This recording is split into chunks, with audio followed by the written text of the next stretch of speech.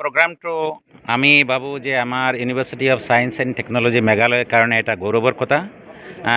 আমাৰ বিভিন্ন অনুষ্ঠান প্ৰতিষ্ঠান আৰু গভৰ্ণমেণ্ট অফ ইণ্ডিয়াৰ বিভিন্ন স্কিম বিভিন্ন ইনিচিয়েটিভ লগত সদায় আমি ইনষ্টেণ্টলি আমি খবৰ পাওঁ, আমাক জনায় আৰু আমি এইটো ইমিডিয়েটলি আমি এই প্ৰগ্ৰামবিলাক লঞ্চ কৰোঁ।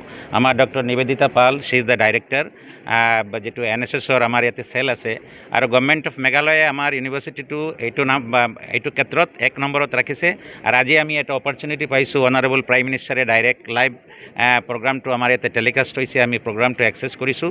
আৰু আমাৰ ইউনিভাৰ্চিটিৰ NSS চেলটো বহুত ষ্ট্ৰং হয়, যিমান ষ্টেটৰ লেভেলৰ হওক বা নৰ্থ ইষ্ট ৰিজনেল লেভেলো হওক, ডাঙৰ ডাঙৰ প্ৰগ্ৰামবিলাক আমাৰ ইয়াতে হয়। সেইটো হিচাপত আমি ভাবোঁ যে আমাৰ যেহেতু পুৰা নৰ্থ ইষ্টৰ ইয়াতে ৰিপ্ৰেজেণ্টেশ্যন আছে, প্ৰত্যেকটো 8টা ষ্টেটৰ ষ্টুডেণ্ট আমাৰ ইয়াতে পঢ়ে, ল'ৰা ছোৱালী ইয়াতে পঢ়ি আছে।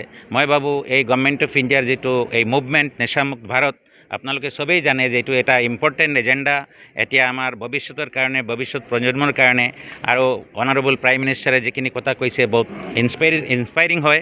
আৰু আমাৰ ষ্টুডেণ্টে বিভিন্ন ধৰণৰ টীম বনাই পেলাই আমি এই কামখিনি পঢ়া শুনাৰ লগতে এই কামখিনি আমি আগবঢ়াই লৈ যাম।